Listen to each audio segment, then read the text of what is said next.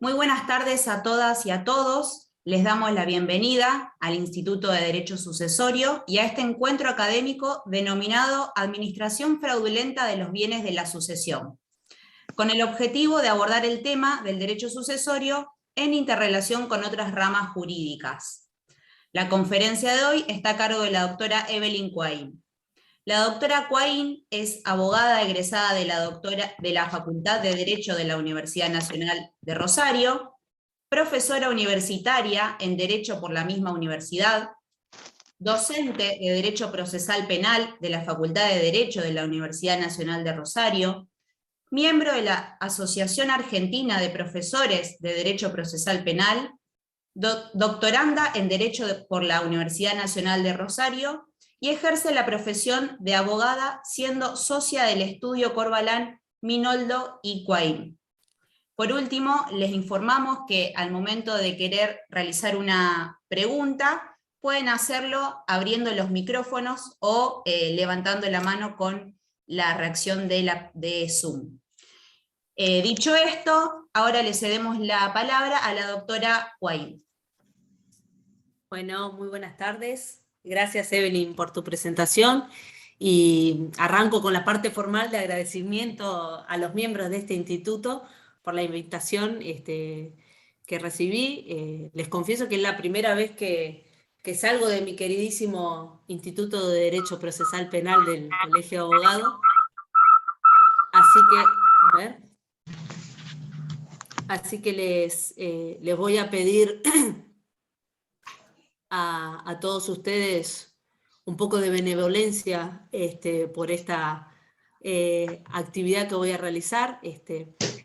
La invitación que tan generosamente me realizó Mariana para que venga a conversar con ustedes sobre la administración fraudulenta de los bienes de la sucesión es un tema complejo que claramente no vamos a terminar de abordar en todos sus aspectos en este espacio que tan generosamente se nos brinda, pero la idea es ir haciendo alguna semblanza de la cuestión, ¿no es cierto?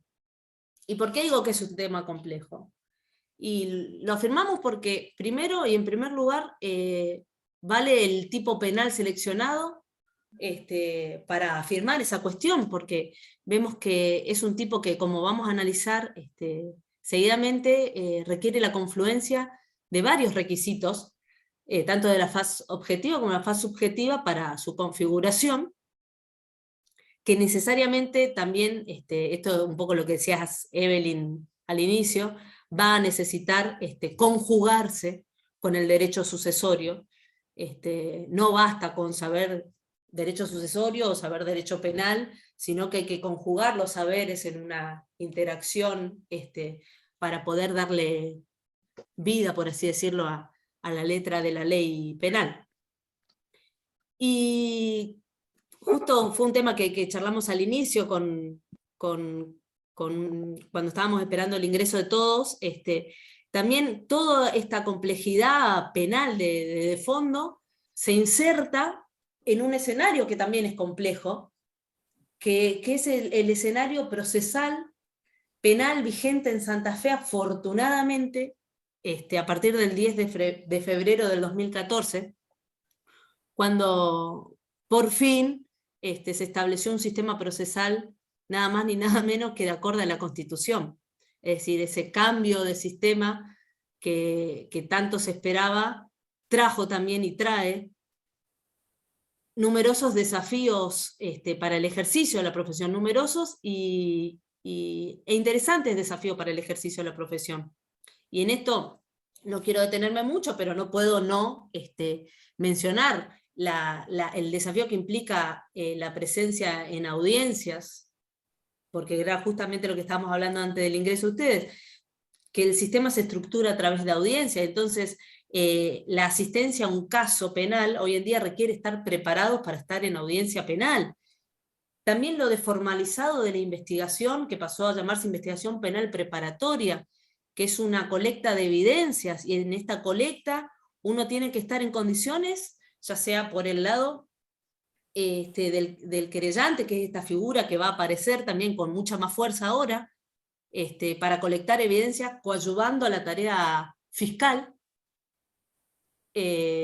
también desde el lado de la defensa, con la creación de esto que los doctrinarios han dado en llamar el legajo de la defensa, colectando evidencias, tomando entrevistas, consiguiendo información de cargo o de descargo según la función que uno cumpla, ¿no es cierto?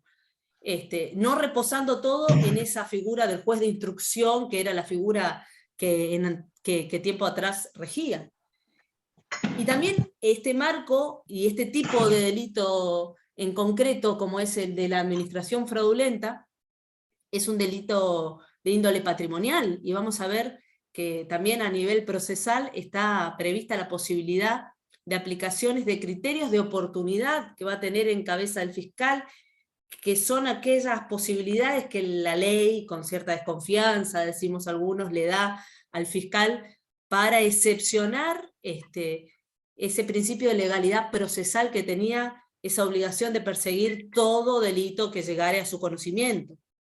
Y a esto también le agregamos las salidas alternativas que tiene prevista el sistema, dentro de la que está este criterio de oportunidad y archivo de una causa, la probation, que ya era algo que estaba establecido a nivel Código Penal, pero que también ahora se reitera con ciertas modificaciones a nivel santafesino. Y ni que hablar, si les digo ahora, de un instituto que es novedoso, por así decirlo, que es la conversión del ejercicio de la acción. Es decir, hoy en Santa Fe, para que nos demos cuenta de la complejidad del tema, ahí hay un micrófono abierto, creo. En Santa Fe tenemos un sistema que permite que frente a una actitud del fiscal de decidir no perseguir penalmente más una causa, y disponiendo, por ejemplo, un archivo, quien alega su condición de víctima y está constituido, por ejemplo, en querellante, puede convertir ese ejercicio público de la acción, persiguiendo, por ejemplo, una administración fraudulenta, de pública, digo bien, a privada, y aplicársele el procedimiento de la querella privada, aquella que conocíamos ya del Código Penal. Es decir, vemos que el escenario en el que se instala esta discusión de la cuestión de la administración fraudulenta es un escenario complejo, y nos tenemos que hacer cargo de eso, ¿no es cierto? Y ya adentrándonos a la administración fraudulenta, está prevista en nuestro código, como bien sabemos, está prevista en el artículo 173, inciso 7. ¿Cuánto se ha escrito sobre este inciso? Yo estuve ahora, para esta charla en particular, revisando, por ejemplo, libros escritos sobre un inciso, que es por ejemplo, tengo uno acá que es viejísimo, que es de Alberto Millán, que es muy interesante, sobre delito de administración fraudulenta, y uno de la actual interventora de la AFI, Cristina Caamaño, que tratan de desmenuzar este tipo penal, porque siempre decimos que es un tipo penal complejo, como son todos los que se vinculan al tema de la estafa y demás. Vemos que la figura básica la encontramos, para ubicarnos, en el 172 del Código Penal, y el 173, inciso 7, cuya redacción data de 1968, es el que vamos a abordar ahora en este espacio que generosamente se nos brinda. Hoy en día les anticipo ya, por si no lo saben, que la doctrina moderna propone una modificación inclusive a este nombre de administración fraudulenta, para pasar a denominarlo administración infiel o abuso de confianza, porque justamente vamos a ver que eso es lo que ocurre con este tipo tipo penal. Porque a diferencia de la estafa, vamos a ver que es el tipo penal previsto genéricamente, en el que se incluyen conductas que después fueron tomando autonomía, como ser, por ejemplo, algo que puede interesarles a ustedes, que es la estafa procesal, que también es un tipo penal que se puede dar en el marco de una sucesión, el que usa el proceso para obtener de un tercero una resolución mediante un engaño. Vemos que el engaño, el ardid, de tan difícil acreditación muchas veces, y tan dependiente de los sujetos, porque no es lo mismo un ardid para una persona que para otro, la idoneidad de ese ardid va a estar en el 172 puesto al inicio de la relación, inicia con ese ardid, y ese ardid provoca en el otro ese error, esa confusión, y el consecuente desprendimiento patrimonial, bien digo, que va a poder o no configurar el tipo penal. Pero acá no. Acá vemos que este abuso de confianza, esta administración infiel o fraudulenta, va a surgir de un negocio jurídico válido. Y esa confianza que se va desarrollando a lo largo de ese vínculo es la que se va a quebrar en algún momento, y ya vamos a ver por qué motivos y qué requisitos trae la ley, ¿no es cierto? Y acá hago un parate, me tomo un mate, y les digo que abro un paréntesis necesario, porque obviamente, es obvio, voy a aclarar muchas cosas obvias que me parece durante la charla, les pido que me lo toleren, pero que no es mi intención, ni me atrevería en este espacio con tantos especialistas como ustedes a hablar en concreto de la administración de herencia, que tampoco es la finalidad, pero que por lo que venimos diciendo, es necesario hacer alguna referencia a esta cuestión en particular, porque vamos a ver que se requiere, para analizar en concreto si el tipo penal se configura, la ida y vuelta, ese ping-pong de ir y venir del derecho penal al derecho sucesorio, para analizar los requisitos, que se cumplan los requisitos o no para estar hablando del delito en cuestión. Vamos a enmarcar en qué escenario se puede llegar a dar esta administración infiel de los bienes de la sucesión, y como todos bien sabemos, se va a dar en este marco, en este periodo de indivisión hereditaria, que va desde la muerte del causante hasta la partición, en tanto y en cuanto obviamente existan pluralidad de herederos, que son requisitos previos para un escenario y poder hablar de esta situación. Y en este escenario nos preguntamos qué ocurre con el uso, goce de los bienes, los frutos, las acreencias que integran la masa hereditaria. Y aquí, social y económicamente, toma importancia la administración de la herencia.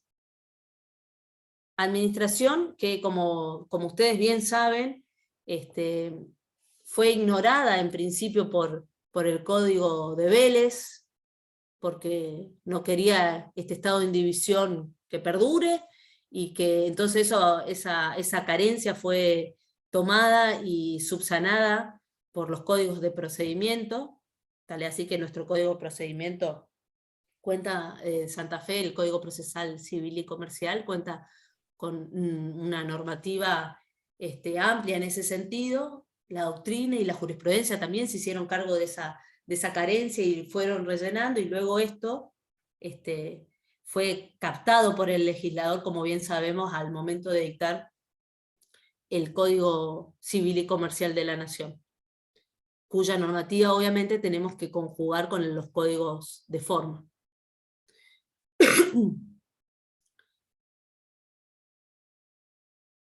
Y así nos vamos a encontrar con este tipo penal en concreto, y vamos a ver que la figura penal en cuestión está bajo un título, que son los delitos contra el patrimonio.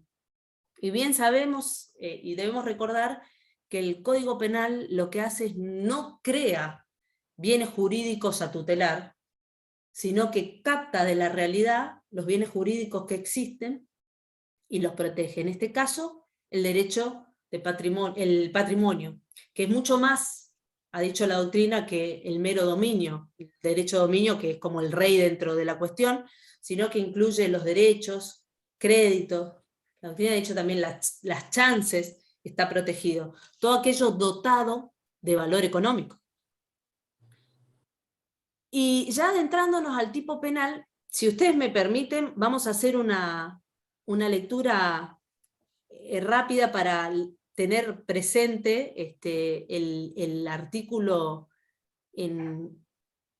por así decirlo, completamente, y luego volvemos a la cuestión. Pero vemos que el Código Penal en este 173 refiere a que sin perjuicio de disposiciones generales del artículo precedente, que es el 172 de la estafa común, se considerarán casos especiales de defraudación, y se le va a aplicar la misma escala penal que es de 1 mes a 6 años, al que, por disposición de ley, de autoridad o por un acto jurídico, tuviera a su cargo el manejo, la administración o el cuidado de bienes o de intereses pecuniarios ajenos, y con el fin de procurar para sí o para un tercero un lucro indebido o para causar daño, violando sus deberes, perjudicar los intereses confiados o obligar abusivamente al titular de esto. Bueno, esto que acabo de leer ha dado, como les decía, para escribir cientos y cientos de páginas, porque acá está lo complejo. Arrancamos desde el principio. No cualquiera puede ser autor de este delito. Pueden haber partícipes, pero ¿quién es autor? Y vemos que el artículo refiere a que hay un requisito, que el autor debe estar investido de un ropaje especial que reclama la figura penal. Y para ser autor, entonces, hay 3 posibilidades de ser incluido en este escenario que planteábamos al inicio. Y nos encontramos que puede ser una persona considerada autor del delito si está puesto en ese lugar por disposición de la ley. El ejemplo típico aquí de disposición de la ley que dan todos los libros de doctrina, que da la jurisprudencia, es la responsabilidad parental, por ejemplo, y ahí tenemos a, por ejemplo, los padres que son cuidadores de ese patrimonio ajeno. Como segunda alternativa de estas 3 que les mencionaba, que da el Código Penal, está que pueda ser puesto en ese lugar por disposición de autoridad. Y aquí la doctrina contesta en decir que puede ser una persona investida de ese cargo por cualquiera de los 3 poderes, en cualquiera de los 3 niveles, ya sea nacional, provincial o municipal o comunal en la provincia de Santa Fe. Y acá, justamente, y hago este ida y vuelta que decíamos al principio, se encuentra, por ejemplo, la figura del administrador judicial, que va a tener normas a las que nos vamos a referir más adelante, dentro tanto del Código Civil y Comercial de la Nación, como del Código Procesal Civil y Comercial de Santa Fe. Sabemos, pero lo vamos a referenciar porque es una cuestión, que puede ser un administrador provisional o definitivo, que eso va a depender del estado del juicio sucesorio en el que nos encontremos, y las formas de designarse que hoy prevé, a diferencia de lo que hacía el Código de Vélez, el Código Civil y Comercial de la Nación. Y tenemos que puede ser por mayoría, que acá la doctrina llena esta mala redacción legislativa y dice que por mayoría del capital, por este régimen deficitario en la redacción. Si no, también cualquiera puede solicitarlo con un orden de prelación que establece el código, que tenemos al cónyuge supérstite, a los coherederos, y también prevé la posibilidad de que sea un tercero el que disponga de la administración de los bienes de la herencia por cuestiones de conveniencia, por ejemplo. Y también está la posibilidad de que a través del testamento el testador deje ya designado a quien se haga cargo de la administración de los bienes de la herencia. Entonces hasta acá tenemos el segundo supuesto en el que la ley dice esta persona puede llegar a ser sujeto activo de este tipo penal. Y el tercero es también otro que nos va a interesar en este ámbito, que es que pueda ser, además de por disposición de la ley, por un acto de autoridad, que pueda ser puesto en este escenario por un acto jurídico. Y acá está el caso de los mandatos, ya sean expresos o tácitos, y tenemos aquí la figura del administrador extrajudicial. Es decir, cuando lo nombran los particulares, y cuya regulación, como bien sabemos, está prevista en el artículo 23-25 del Código Civil y Comercial de la Nación. Como sabemos, se requiere la conformidad de todos los herederos para que se lo pueda designar, pero también está esa posibilidad del mandato tácito, es decir, que uno de los coherederos comience a realizar actividades que sean consentidas por los otros, por los demás. En relación a este punto, la doctrina estaba dividida en relación a si la nulidad, por ejemplo, del contrato excluye o no la incriminación penal. Millán, por ejemplo, dice que no lo hace, en tanto que en el libro de Camaño se sostiene que puede llegar a traer la posibilidad de una atipicidad, por ejemplo, si el nombramiento judicial se hizo fuera de las posibilidades, si el mandato tiene algún vicio que lo nulifica, puede dar la atipicidad de esta conducta, pero sí volver a la figura básica del 172. Entonces, no sé si hasta ahora hay alguna pregunta. Si venimos bien, ustedes me dicen cualquier cosa. Dijimos entonces que el tipo penal decía aquel que por disposición de la ley, disposición de autoridad competente, por un acto jurídico, tuviera a su cargo ¿qué? Y acá hay 3 cuestiones que puede tener a su cargo una persona, que van de lo más a lo menos, pero que lo más engloba lo otro, que son la administración, el manejo y el cuidado. La doctrina dice que la administración engloba el manejo y el cuidado de los bienes de la sucesión, por ejemplo, en este caso concreto. Pero, particularmente, la administración tiene la gestión de este interés total o parcialmente ajeno. La posibilidad de disponer de él, en tanto que el manejo, vamos a ver, que es una administración más acotada, circunscripta a un ámbito más concreto, más determinado. Y por último, obviamente, el cuidado, vamos a ver que tiene la labor de protección de los intereses confiados, y acá la doctrina pone como ejemplo, y la jurisprudencia también, a la albacea del testador, y ya saliéndonos del tema de las sucesiones, porque debo confesar que este tipo penal se utiliza mucho a nivel societario, y acá está la figura por excelencia del síndico societario que tiene a su cargo en la custodia de intereses. Pero ¿por qué hace esto el legislador de poner la administración, el manejo o el cuidado?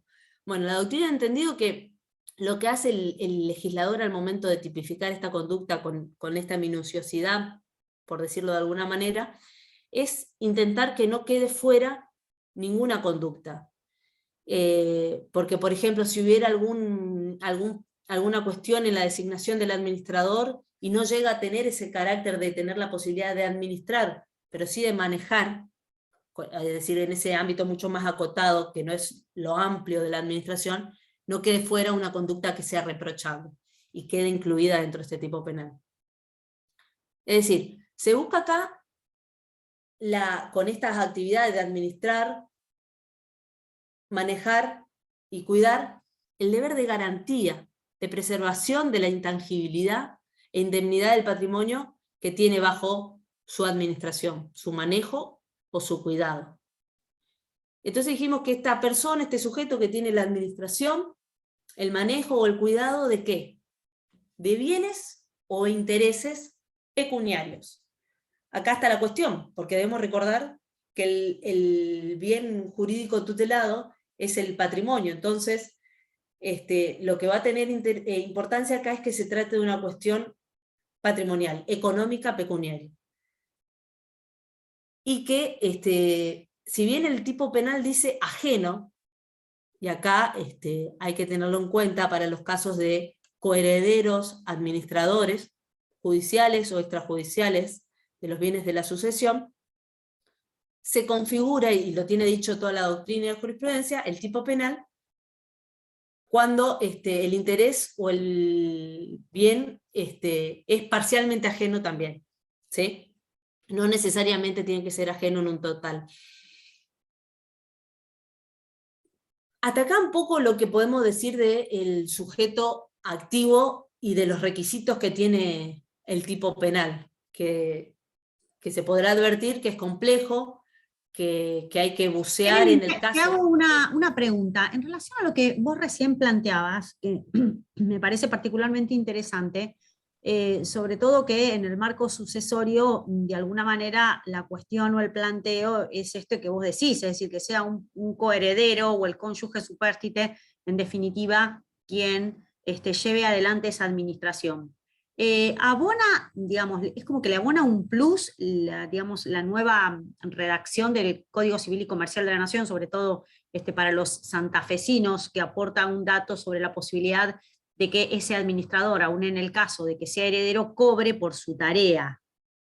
Cosa que, digamos, el Código Procesal esto lo veda, dice, bueno, hay derecho a que se cobre honorarios por esa administración, pero no lo puede cobrar el que es el coheredero. Ahora, digamos, agregando esta cuestión, le agrega un plus, porque ya, digamos, funciona como un administrador, pero digamos, puede llegar a cobrar por su tarea, y de hecho hay quienes cobran por su tarea.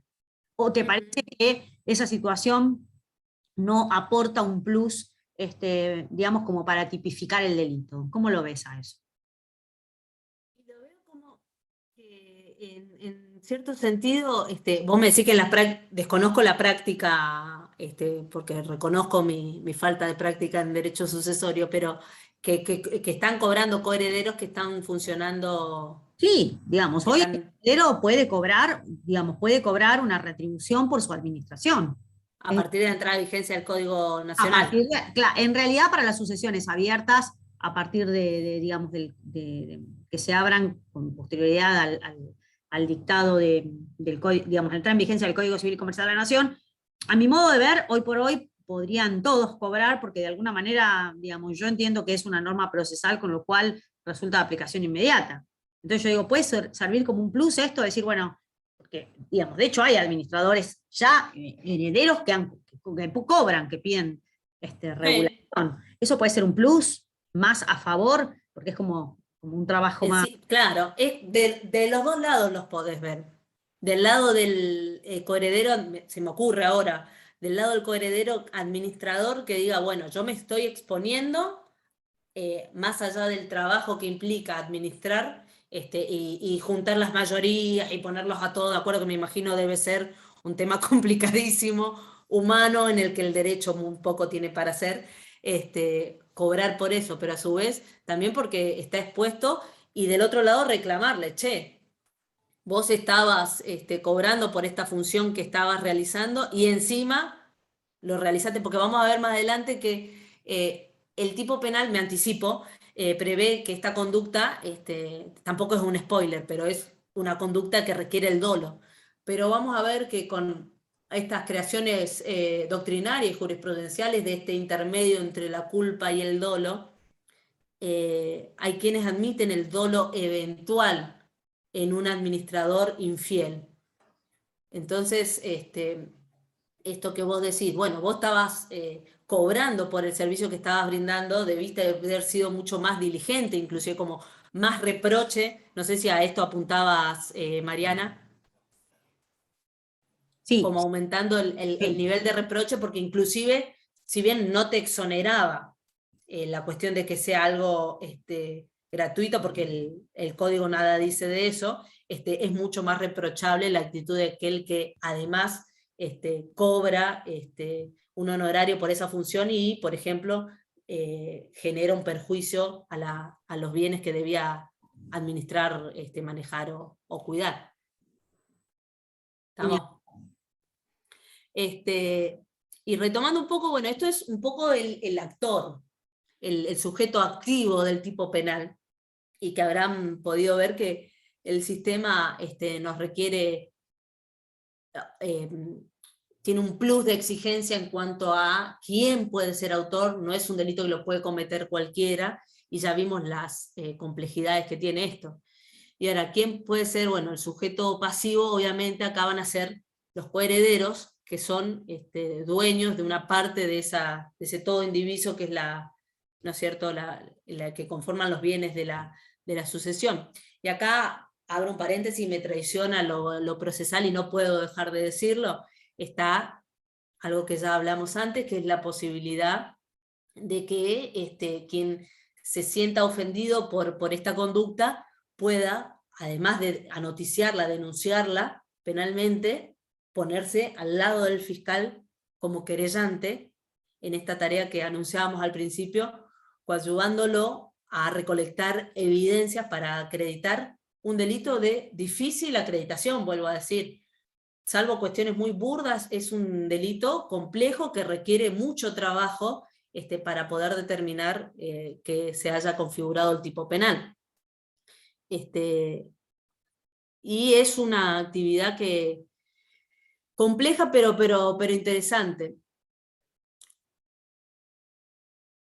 Seguimos. Sujeto activo. ¿Quién puede ser el sujeto activo? A quien se le confió esta custodia, esta administración de bienes o intereses pecuniarios ajenos. ¿Y qué hace? Viola los deberes confiados. Es decir, el autor, aquel que vimos al principio, quebranta el interés, violando los deberes, diría Roxin, los deberes institucionales. Esa expectativa que se deposita en este sujeto, cuando un juez lo nombra administrador, cuando el resto de los coherederos o los coherederos lo nombran administrador, depositan en él una expectativa, por así decirlo. Se lo enviste de un rol, y hay esa situación genera expectativas sociales. Y esto es lo que se quebranta. Es decir, esta persona que es administradora, por darle un nombre, quebranta los deberes confiados. Esta figura, este quebrantamiento de los deberes, vamos a ver, que admite, y esto es lo que complejiza la cuestión también, la comisión por acción u omisión. Es decir, puedo ser autor de este delito por, qué sé yo, un caso muy burdo, cobrar una creencia y no ingresar el dinero como lo dispone, por ejemplo, en concreto el dinero, el Código Procesal Civil y Comercial de la Nación, a la masa sucesoria, dejármelo para mí. Eso es muy básico. Pero también tenemos que por omisión puedo cometer este delito. ¿Y cómo sería, por ejemplo? El administrador dice, el 2354, debe cobrar los créditos del causante. Bueno, un administrador que a sabiendas no cobra un crédito que tenía como titular el causante. Entonces ahí está omitiendo una acción que el derecho ponía en su cabeza, una expectativa que se tenía de parte de él, para con él, digo, mejor dicho, y no la está cumpliendo. Y ahí entonces estaría violando un deber. Dice la doctrina que también hay como algo más genérico. Vamos a ver que para llenar esta disposición legal que diga violando los deberes a su cargo, vamos a tener que recurrir a la ley civil y comercial, por ejemplo, para que nos digan cuáles son los deberes y las facultades que esta persona tiene y que se esperaba que cumpla y no lo hizo, y de ahí viene este quebrantamiento de la expectativa.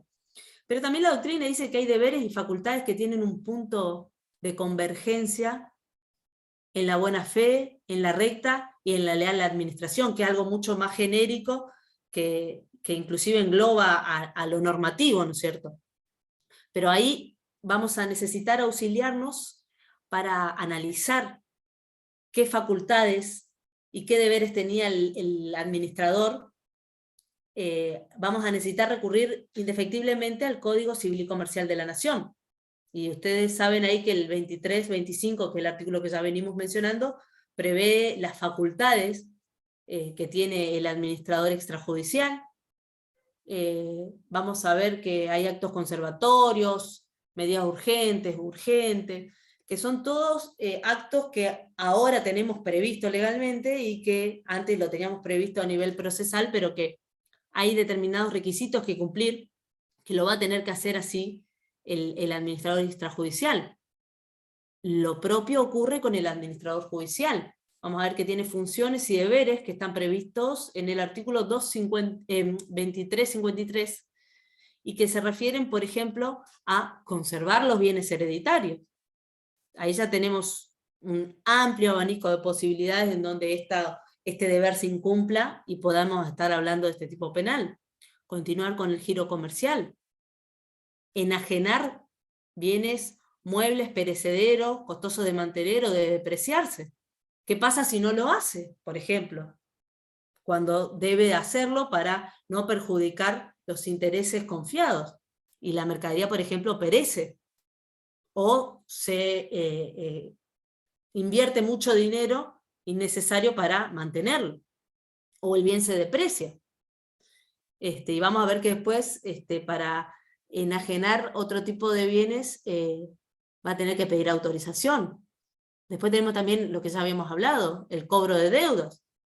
Si está judicializado, de tener la autorización de los coherederos, o en su defecto una autorización judicial. ¿Qué pasa si no obra? Y ahí está toda una cuestión dentro de lo judicial, también dentro de lograr dentro de un expediente.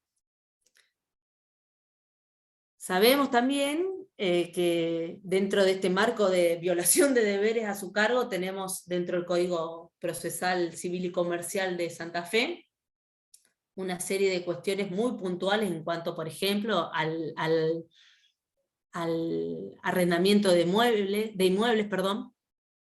y todo lo que se va a tener que seguir para hacerlo correctamente, en relación al dinero, cómo resguardarlo, dónde colocarlo, etc. Y no quedárselo él, porque por ejemplo con la inflación, si se deprecia, ¿qué ocurre? La enajenación, que también prevé como prohibida en principio el Código Procesal Civil y Comercial de la Nación, salvo excepciones que, bueno, después terminan, en cierto modo, desdibujando esa prohibición, y que deberá realizarse en remate público, salvo excepciones, nuevamente, que también por ahí pero se puede hacer de otra manera.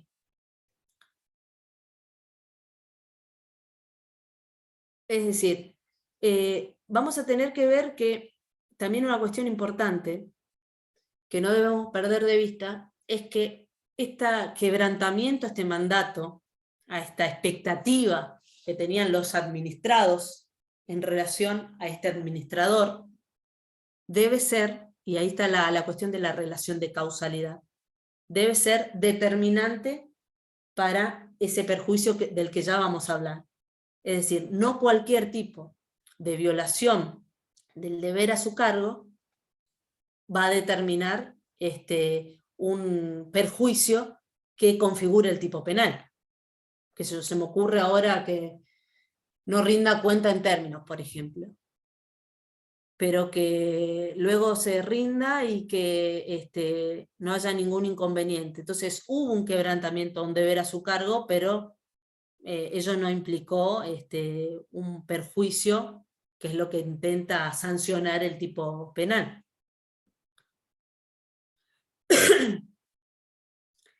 Y retomando el tipo penal, dijimos que aquel que por disposición de la ley, por autoridad competente, por un acto jurídico, tuviera a su cargo la administración, el manejo o el cuidado de bienes o intereses pecuniarios ajenos, ahí vimos que podían ser parcialmente ajenos. Y acá está una cuestión interesante, que es con el fin de procurar para sí, dice el Código Penal, o para un tercero, un lucro indebido, o para causar un daño. Acá no queda duda de que la conducta pide un plus en la cuestión subjetiva. No basta con saber que se está realizando el tipo penal, sino que te exige el tipo penal un plus, que es querer obtener un beneficio pecuniario para sí o para un tercero, que la doctrina entiende inclusive que este tercero puede obrar de buena fe, ser inocente, entre comillas, o para provocar un daño.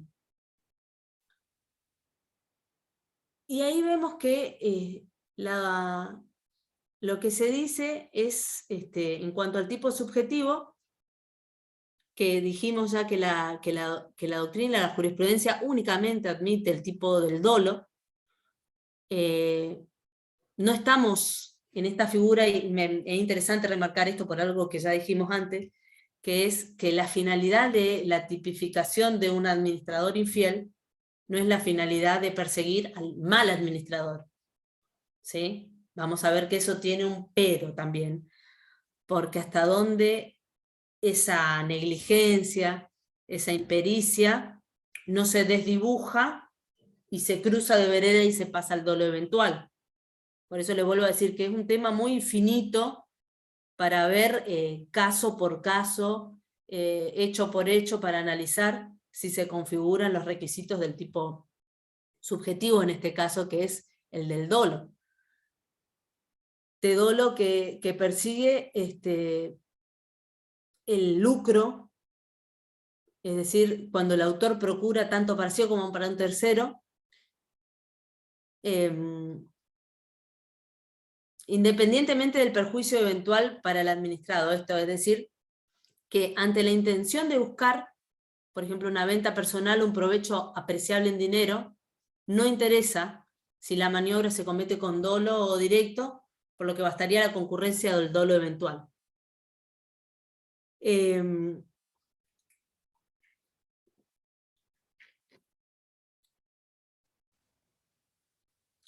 Y vuelve a decir, por ejemplo, la Cámara Nacional del Crimen, que no se está acá para juzgar en este tipo de delitos, en fallos del 96, delitos conductas, perdón, en donde se corrobora una ineficacia o una arbitrariedad ejecutiva o un desorden contable, ¿sí? Pero les vuelvo a reiterar la importancia de considerar esta cuestión del dolo eventual, esta figura que tanta aplicación tiene en el sistema nacional. Y que provoque un perjuicio con un beneficio para él o para un tercero, o un daño, o causar un daño. Y el daño está dado por la conciencia de dañar dolosamente, dice la doctrina, los intereses pecuniarios del patrimonio ajeno. Es decir, vemos la necesidad del perjuicio, no corresponde necesariamente con un enriquecimiento por parte del sujeto activo. O se enriquece, por ejemplo, o tiene la intención de provocar un desmedro en los intereses confiados, sin apoderarse de nada inclusive. Esto es un dato no menor. Ahí, Evelyn, perdóname, ¿no? Te doy un ejemplo para ilustrar esta parte. ¿Qué pasaría si un administrador, por ejemplo, deja de concretar contratos de arrendamiento y quedan los lotes sin todo el perjuicio que generaría, o sea, de no hacer productiva por una cosecha? Quizás podría encuadrar en esto que acabas de decir. Y habría que analizar, Silvia, ¿qué tal? ¿Cómo estás? Habría que analizar la cuestión de primero la autorización que tiene o las instrucciones. Por eso viste que está bueno ver al tipo penal en una ida y vuelta en ese ping-pong con el derecho penal y el derecho sucesorio. Porque hay que ver qué se dice en relación, primero, de qué tipo de administrador estamos hablando, por ejemplo. En segundo término, si por ejemplo estamos hablando de alguien que tiene instrucciones específicas, si no las está cumpliendo, por ejemplo. Porque ahora que vos me decís esto, yo estoy buscando acá el 620, creo que es, si no me falla la anotación que tengo acá, del Código Procesal Civil y Comercial, refiere que el administrador no podrá arrendar inmuebles, sino de común acuerdo con los interesados o por resolución del juez, en el caso de disconformidad. Entonces hay que ver ahí cuál es la plataforma del supuesto que vos interesantemente estás planteando, porque hay una pérdida de chance ahí, por ejemplo, o hay un lucro cesante que está afectando a este patrimonio, entre comillas, a estos bienes, ¿no es cierto?, de la sucesión. Perdón, Evelyn, justamente lo que decía Silvia, en el tema de los campos, que hay tiempos para siembras, y quizás si no se arrenda los campos en esa fecha, ya después no hay interesados. Quizás ese sería un caso, se me ocurre, desde el desconocimiento del derecho penal, ¿no? Por omisión, porque omitió algo que causa un perjuicio a la masa, o no renovar un plazo fijo en montos importantes. Pero esto del campo, bueno, pasa que muchas veces cuando hay problemas entre los herederos, el que queda como administrador, si no arriendan la fecha clave donde comienzan las siembras, después ya no hay interesados, se pierde, digamos, mucho dinero. Entonces ahí se me ocurre a lo mejor lo que quería decir Silvia, ¿dónde está la responsabilidad? Quizás lo hizo desde un punto de vista de no causar perjuicio, pero el perjuicio lo causó. Esa es la realidad. Sí, hay que tener también a esto, a lo que decís, Sandra, le sumo, había un montón de mensajes. Cualquier cosa intervengan directamente, ¿sí? Que sea, porque por ahí yo me doy cuenta que por ahí me largo a hablar y hablo. Hay que tener también en cuenta, decía, la cuestión de qué directivas tiene, en qué marco tenemos a ese administrador. Por eso les decía al principio que el derecho penal va indefectiblemente a requerir del derecho sucesorio para rellenar o para darle vida a esa letra de la ley, porque no son las mismas, por ejemplo, que tenga un mandato específico para administrar de tal o cual manera, por ejemplo, y que se salga de eso o que no esté incluido dentro del mandato hacer esa cuestión. Es un tema complejo y de acreditación. Se apoyan recíprocamente, porque realmente cuando vos vas a impugnar alguna rendición de cuenta, y bueno, el dejar reserva de aplicar acciones penales no está de más. Sí. Quizás uno impugna, pero no se plantea que puede ir a Yo te digo sinceramente, a mí me encanta el derecho penal, y es una muletilla, porque la gente al derecho penal le tiene más respeto que al derecho civil. Entonces, cuando vos sabés que bajo apercibimiento iniciar acciones penales, la gente es como que toma mayor dimensión del problema en el que se encuentra. Así que me parece muy enriquecedor lo que estás diciendo. Pero remarcar esta importancia de... Yo inclusive creo que por ahí lo que escucho muchas veces que me parece atinado es esto de que cada vez hay que saber, inclusive, ojo, esto entre comillas y con pinza, menos derecho y más de otros saberes, esta interdisciplinariedad que es requerida y que nosotros, por ejemplo, la vivenciamos mucho a nivel penal, saber más de, qué sé yo, de antropología, de sociología, de filosofía, de historia, para enriquecer el ejercicio de la profesión, y cuanto más en cuestiones como esta de saber del derecho, que me sincero, y trabajamos en conjunto con estudios, por ejemplo, que tienen el conocimiento de sucesiones o de temas societarios, por ejemplo, que son complejos, de quiebra, concurso, y que no podemos solamente decir, bueno, yo sé derecho penal, ni sé derecho tampoco en esta afirmación que hago, sino que enriquecerlo, o tratar de hacerlo por lo menos, ¿no es cierto? Contaban los artículos en los que estaba la figura. Evelyn, la figura, sí. Perdón, ¿te parece? ¿Querés que lea las preguntas que estaban en el chat? Sí, dale, porque ahí la estoy empezando a ver, dale. La primera dice, ¿cómo se regula el pago del administrador? ¿Hay un parámetro? Ahí, siento que invado esferas. Eso lo dejamos para sucesiones. En verdad también depende de la regulación judicial y todo lo demás, pero eso es aspecto netamente de eso, de sucesiones. Sí, porque fueron dándose a medida que iba avanzando la conversación. Bueno, esta pregunta dice, en caso de administración deficientemente comprobada y con una rendición de cuentas impugnada, sin resolver, ¿procede la denuncia penal? Mira qué tema. Ahí nos anticipamos. Yo tenía para el final el tema de la rendición de cuentas, pero lo charlamos ahora, si quieren. La rendición de cuentas, bueno, que ahora, como ustedes mejor que yo saben, el Código Civil y Comercial de la Nación la prevé trimestralmente, si no me equivoco, para, salvo que se pacta una cuestión que se pacte otra diferente. cosa, Siempre está esa, que deja sin efecto todo. salvo que se pacte algo diferente, para el administrador judicial, y la definitiva que lo libera de toda responsabilidad, y lo mismo con el extrajudicial, salvo que se pacte algo diferente. El tema es que se ha entendido que no es una cuestión previa a realizar la denuncia, una aprobación de cuenta, ni que sea aprobada implica que no haya la comisión del delito.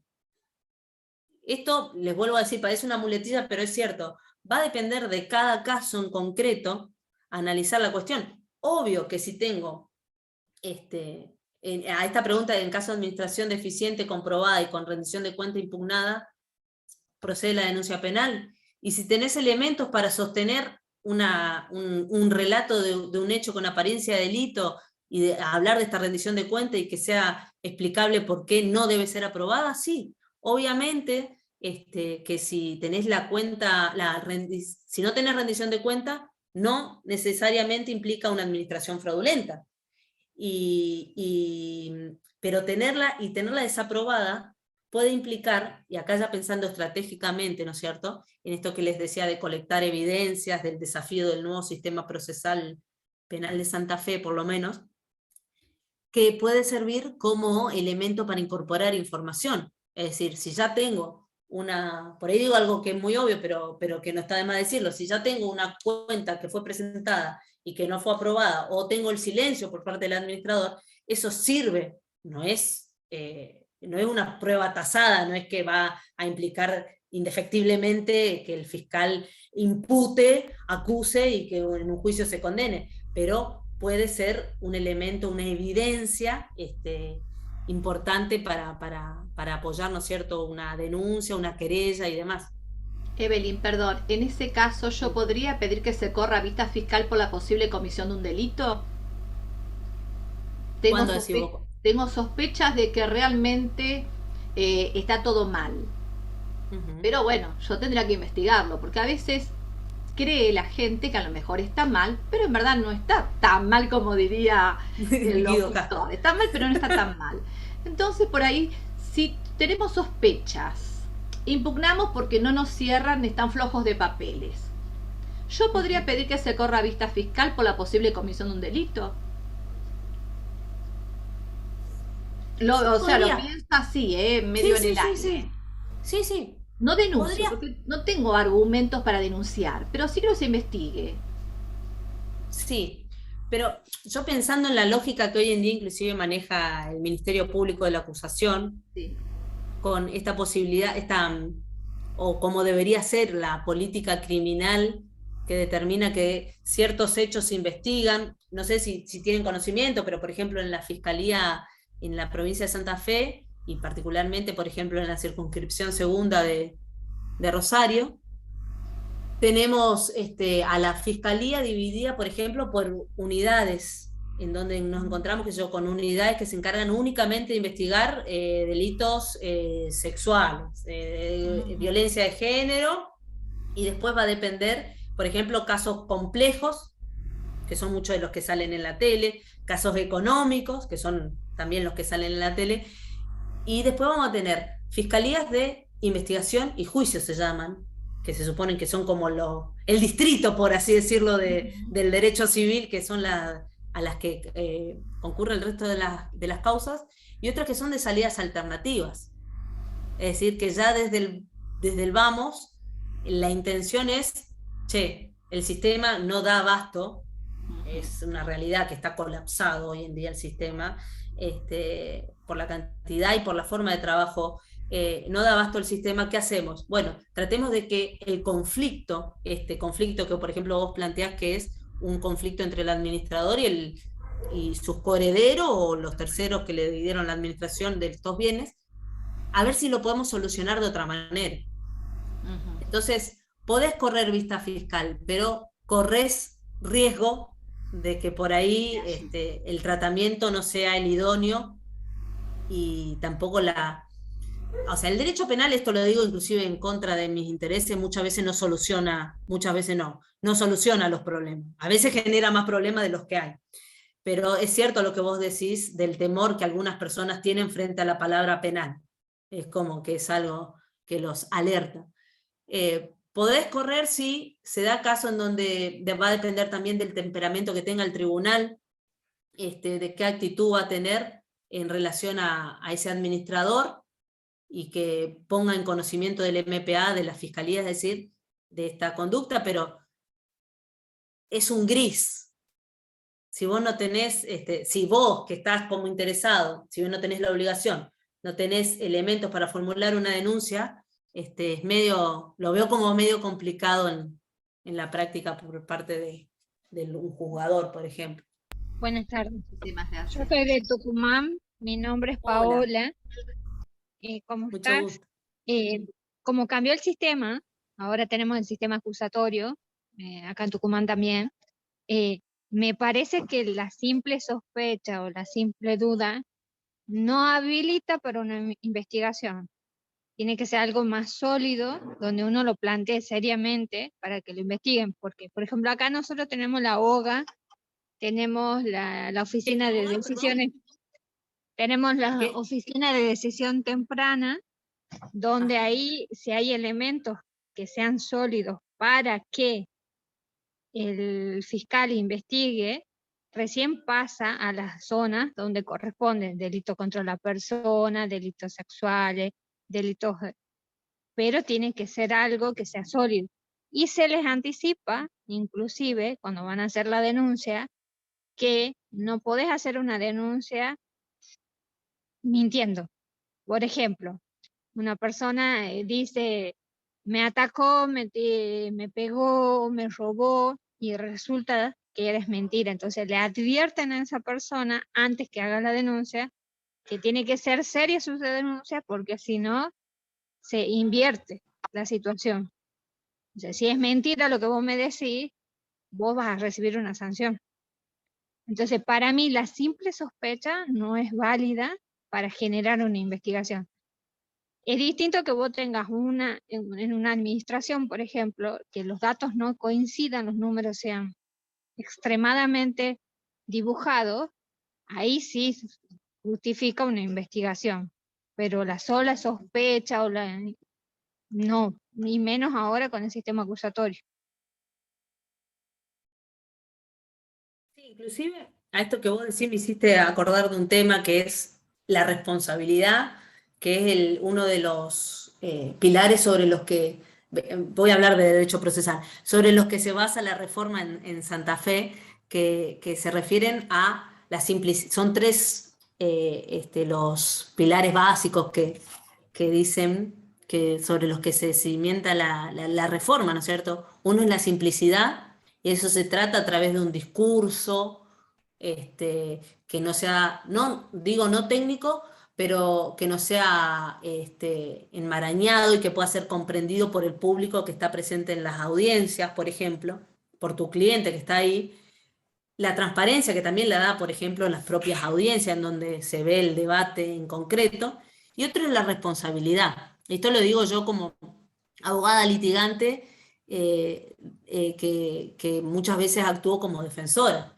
Y ahí se ve muchas veces esta cuestión de la utilización del sistema penal, porque hay que sincerar, a veces es más fácil trasladar todo el problema a la cuestión penal, que la cuestión penal sea la que active, investigue, pero genere una inspección y demás, y no había elementos para hacerlo. Entonces nosotros, en ese caso, lo que sostenemos, nunca nos dieron la razón, como muchas otras cosas, pero lo que sostenemos es la necesidad de cargar con costas a quien está peticionando y no tiene motivos plausibles para hacerlo. Que también eso un poco alude a esta cuestión. Y también va de la mano con esto que decía al principio, la complejidad que hoy nos trae el sistema. Si bien vos podés anoticiar o solicitar que se anoticie al fiscal, es brindar un buen servicio, y ese es el desafío que tenemos los abogados hoy en día. Brindar un buen servicio es generar una investigación que le lleve información al fiscal. Es decir, no ir al choque con el fiscal en el sentido de que nosotros inclusive desde la cátedra no estamos a favor de la cuestión de este querellante autónomo con demás facultades que prevén algunos, sino que pensamos en esta figura de este actor penal que acompaña al fiscal, y una forma de acompañarlo es llevarle elementos para que el fiscal pueda tomar decisiones de mérito, ¿no es cierto? Como llamar como dije, a imputativa, es decir, que tenga probabilizada la autoría, y ya ir a juicio con una acusación, que hoy en día antes el sistema decía, ante la duda, acuse, señor fiscal, y vaya a juicio. Eso generaba un dispendio impresionante de recursos y demás, y hoy en día el sistema le exige a los fiscales que cuando vayan a acusar tengan la certeza de que van a conseguir una condena. Y eso se supone que sube el estándar de exigencia para el accionar, y también requiere más de quien denuncia o quien va y querella también. Sí, también utilizan la estrategia algunas veces cuando los fiscales, me parece, con todo respeto a los fiscales, pero me parece que cuando ellos no juntan las evidencias suficientes, llaman rápidamente, vení, hagamos un arreglo. Declarate culpable, mira que tengo todas las pruebas, entonces eso también es como, penal tiene otro tipo de estrategia. Pero eso por ya, ejemplo, como diría, relacionado para mí desde la perspectiva de la administración de la sucesión con lo penal, para mí sí sería bueno tener un soporte papel, por ejemplo, en las administraciones, que si hay campos, si hay bienes que generan frutos, alquileres, en fin, tener una base de que no coinciden los números, y eso te habilita realmente para que prospere una investigación penal. Porque si es muy sutil, muy leve esa sospecha, para mí no llega a una prosperidad en cuanto a la investigación. Y es como Esa es cuando mi en opinión. litigación nos explican, claro, Paola, es como cuando en litigación nos explican que esto que está de moda hoy en día, que es la teoría del caso, y cómo conformás la teoría del caso.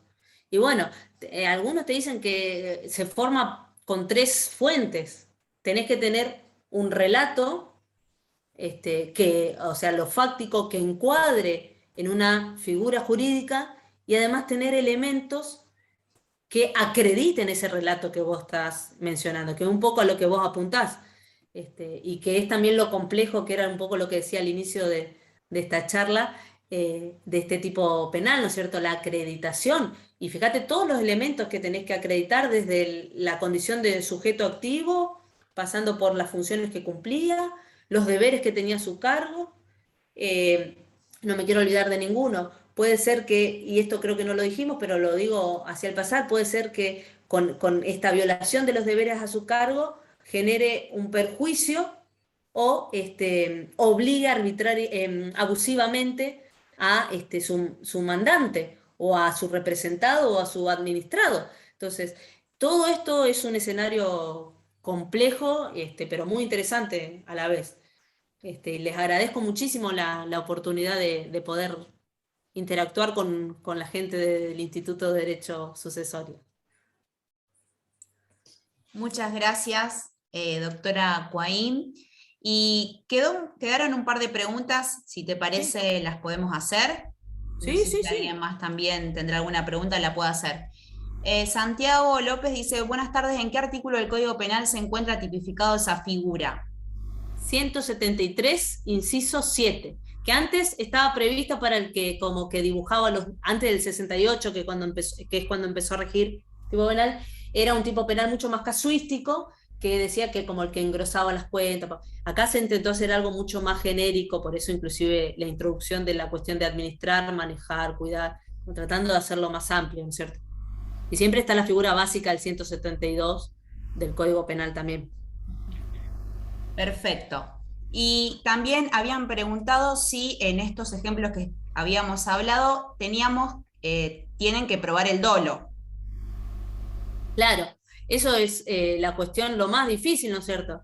Es acreditar este dolo y este dolo especial, que fue con la finalidad de beneficiarse a él o a un tercero, o de producir este daño, más allá de esta cuestión de la que hablamos, del dolo eventual, que es esta culpa con representación, esta temeridad, esta culpa con representación, que hoy en día está muy en boga a nivel homicidio, por ejemplo, cuando se dan estos homicidios que antes eran calificados como homicidio culposo, por ejemplo, conducción de un vehículo, que hoy en día muchas veces lo tipifican como homicidio doloso, por esta aplicación del dolo eventual, que no está previsto, lo aclaro, en el Código Penal como tal, pero que la doctrina y la jurisprudencia se ha encargado de desarrollar esa cuestión.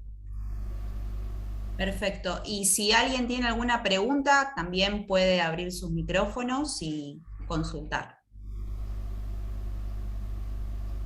Yo quisiera consultar concretamente si sucede algo de esto, ¿cómo accionamos? ¿De qué manera se accionaría? Perdón, ¿qué tal? ¿Cintia? Sí, sí. ¿Cómo va? ¿De dónde Bien. nos estás hablando, Cintia? De Entre Ríos, de Crespo. Qué bueno. Bueno, en Entre Ríos ustedes tienen un sistema que es bastante parecido en lo penal al nuestro, con la ventaja, ustedes nos llevan una ventaja que es que tienen el juicio por jurado. Y accionar, y bueno, yo te digo que o sea, no hay una respuesta, ni creo poder darte una respuesta determinante ni concluyente, pero más allá de analizar estratégicamente la situación, analizar la posibilidad de formular una denuncia penal, por ejemplo, pero teniendo en cuenta esto, que es algo que creo, y lo digo inclusive haciendo un mea culpa, que desde la facultad no enseñamos o no nos han enseñado muchas veces este término, la estrategia, que muchas veces perdemos de vista esa cuestión, o cuando enseñamos, no enseñamos pensando en ese abogado del futuro que no solamente va a tener que saber el derecho, sino cuándo le va a convenir aplicarlo de tal o cual manera o interpretarlo de tal o cual manera para la estrategia del caso en concreto. No hay una estrategia tampoco genérica. Entonces, no sé si responde eso a tu pregunta, Cintia.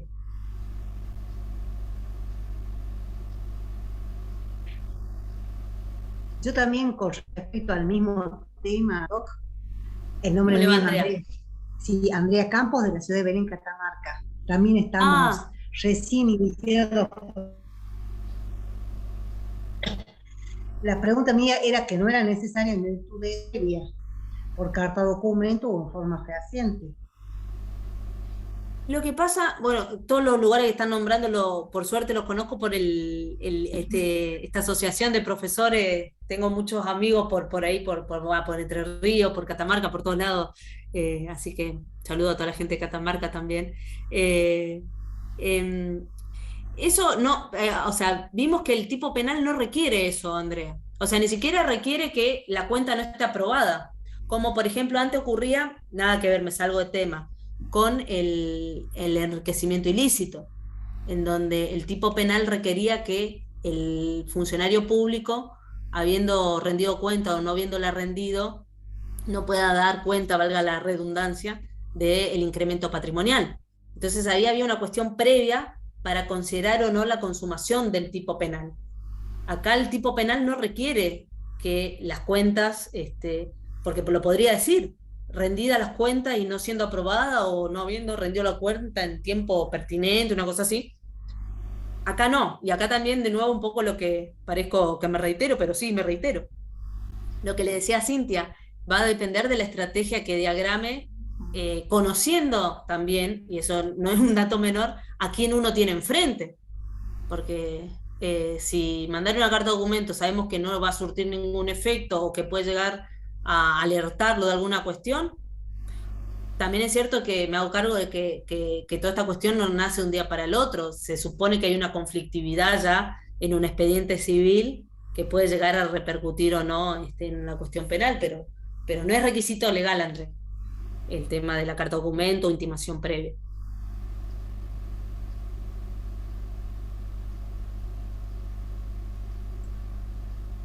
Perfecto. Y una cosita, lo que decían del juicio abreviado, decían la presión del fiscal, no puedo dejar pasarlo eso. Eso, diría mi socio, es en el orden de lo patológico, eso se lo robo a Víctor Corbalán. Es en el orden de lo patológico. El sistema está pensado para trabajar, y así inclusive la normativa y demás, y debemos trabajar desde del actuar de buena fe. Después, si hay fiscales que utilizan el sistema para presionar, para extorsionar y demás, bueno, eso será una cuestión de patología, de un obrar fuera de la ética, pero que no corresponde sobre lo que no corresponde ni legislar ni argumentar en principio. ¿Alguna otra pregunta? ¿Alguien que quiera aprovechar? Que la verdad que nosotros como los civilistas nos alejamos a veces del derecho penal, es que sabemos poco, esa es la verdad. Entonces me parece que es el momento de que podemos aprovechar los conocimientos tuyos, Evelyn, que realmente, reitero, ha sido muy enriquecedor. Particularmente me diste varias ideas,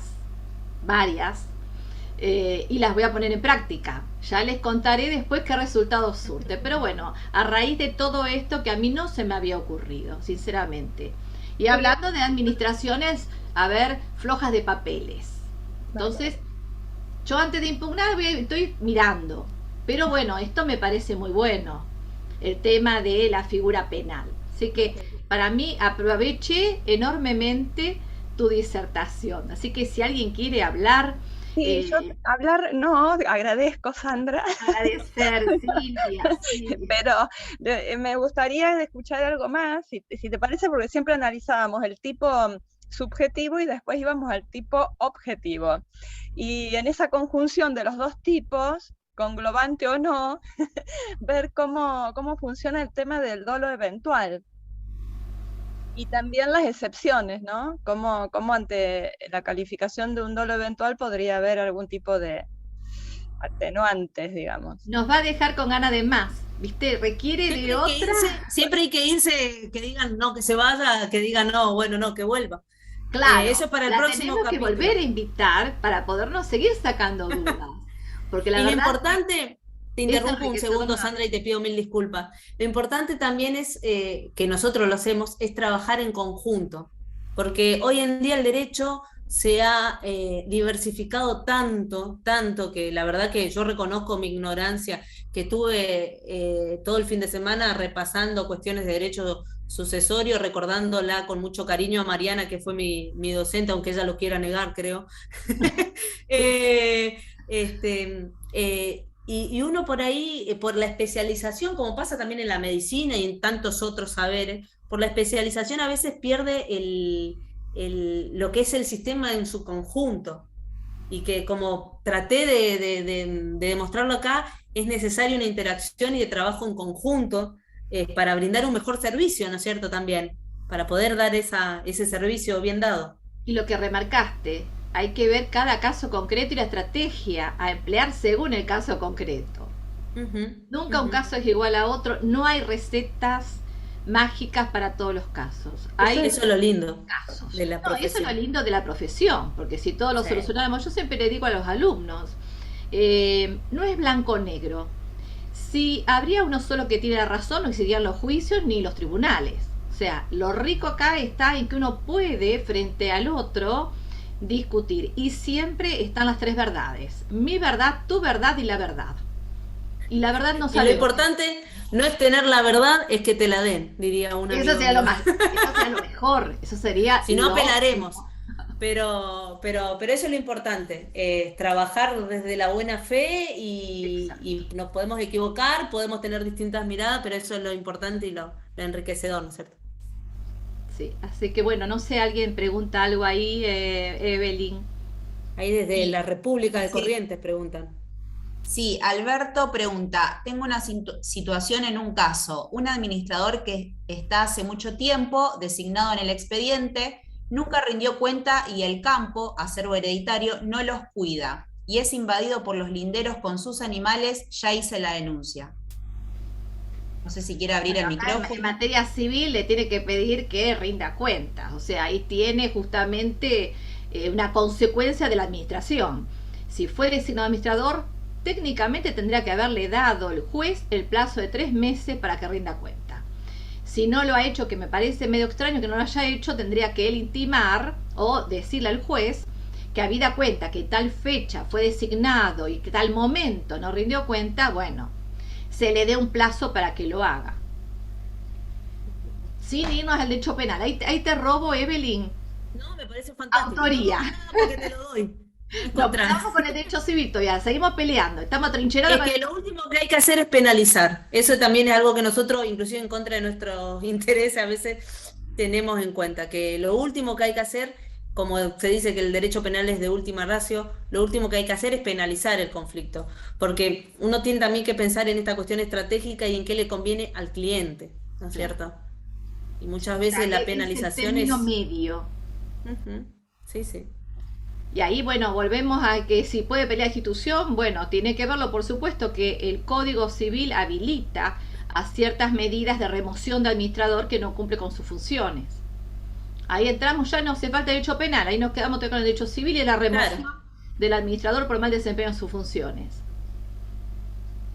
La Como verdad de es Santiago del Estero. excelente. Disculpe, doctora, le hago una consulta.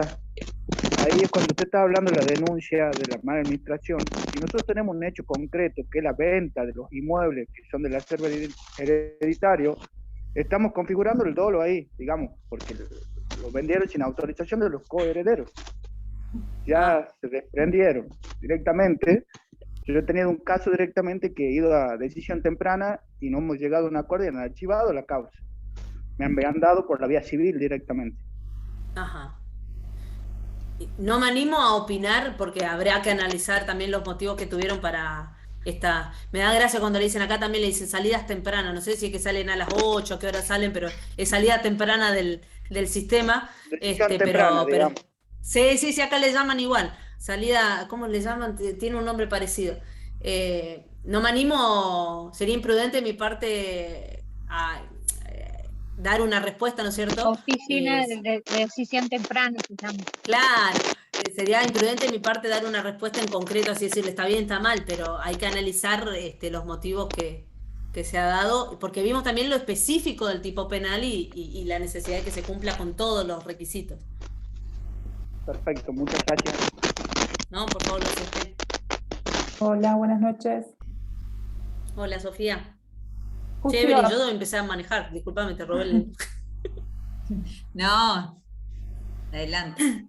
Justo iba a preguntar algo similar a lo que dijo el colega, que me llegó una sucesión que ya está iniciada y en el acervo hay denunciados 3 inmuebles y mi cliente me dice que el hermano vendió uno de los inmuebles.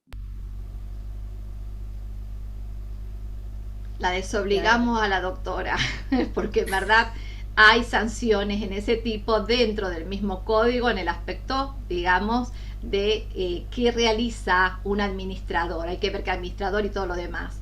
Y tengamos presente que cómo figura si alguien hubiese vendido un bien y qué pasa antes de la partición. Pero Claro. eso, bueno, estamos inmiscuyendo en algún tema que quizás va a ser objeto de tratamiento futuro. Más allá no podemos quedar todavía en el aspecto civil. O sea, ahí no vamos a usar todavía los servicios de la doctora Evelyn Quine. Vamos a Pero que están a disposición. Vamos a presente por el momento, porque el derecho civil nos está dando un montón de apoyo en este punto, de qué pasa cuando alguien vende, qué pasó con la denuncia y todo lo demás. Eso es motivo del Código Civil y Comercial. Que seguramente... ¿Se podría denunciar en este se va a- caso al heredero que lo vendió, digamos, sin el consentimiento de los demás No, pero coherederos? vos fijate qué pasa si hay 3 herederos, está la denuncia y lo mismo me voy a excusar de opinar con total decisión porque bueno, hay que ver cada caso particular. Hay 3 bienes, hay 3 personas y uno vende, pero ¿qué pasa? Una venta privada donde todavía no hubo partición.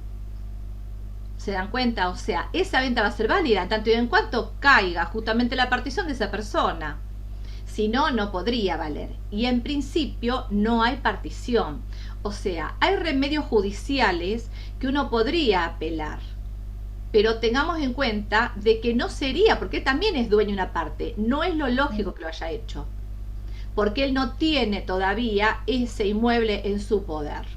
¿Sí? Es copropietario, pero no es propietario exclusivo. Entonces ahí estaríamos hablando de otra cosa. No es venta ajena porque él también forma parte de una de esas. Es cotitular de ese bien. Copropietario. Claro, Hay que pero ver si, todavía claro, no hubo sí. asignación de lotes y demás. Claro, tendríamos que verlo. Inclusive sí, porque cómo lo inscribe a nivel dominial, ¿no es cierto? No podría, o sea, por eso todo quedaría sujeto a Claro. que en ese momento después que quede en su hijuela. O sea, Claro. esto suele pasar, o sea, no, técnicamente está mal hecho. ¿Sí? Sí. Ahora, ¿es subsanable? Y sí, porque el boleto tampoco lo escriben. Obviamente que es todo ahí es lo que de papeles. hace una persona, claro, flojo de papel y después van en un marco, una partición privada, donde pueden partir de cualquier manera, y a lo mejor eso es justo le vino a tocar a este que, o queda para él, que ya lo vendió. Pero bueno, no es todavía derecho penal. Bueno, gracias. ¿Alguna pregunta? Si no la desobligamos, pobre, que realmente No. hemos abusado de su generosidad. Pero realmente, No. fíjate vos, digamos, las inquietudes que nos generan a los civilistas. Realmente te están dando las gracias, Evelyn, muy clara, muy explícita. Y nos dejaste con ganas de más. Vamos a hablar con la autora Iglesia para que nuevamente seas convocada y podamos seguir disfrutando de este espacio. Yo les agradezco muchísimo a todos por estar presentes y por la invitación, que valoro muchísimo, y quedo a entera disposición de todos ustedes. Seguramente vas a ser nuevamente convocada porque quedamos con ganas de más. Lo que pasa es que también sabemos que el tiempo, tanto tuyo como la de los asistentes, a veces amerita que sean más cortos. Y desde el instituto, bueno, le damos las gracias a la disertante y a las gracias a todos los asistentes, que esperamos que haya sido de suma utilidad. Y bueno, esperarlo para la próxima, y con el compromiso asumido de volverla a citar a Evelyn, para que nuevamente nos ilustre. No, Evelyn, por favor, nos complementemos. Sí, muchísimas gracias. Aquí te digo, me generaste un montón de ideas, lo cual es buenísimo. Bueno, te agradezco mucho, Sandra. Te agradezco mucho voy tu a ponerme generosidad. ya las pilas para ir instrumentándolo. Bueno, muchísimas Un abrazo grande para gracias todos. a todos. saludos a todos y nos vemos en esperamos la abrazo. próxima. Chao, chao. Muchas gracias. Hasta luego. Gracias.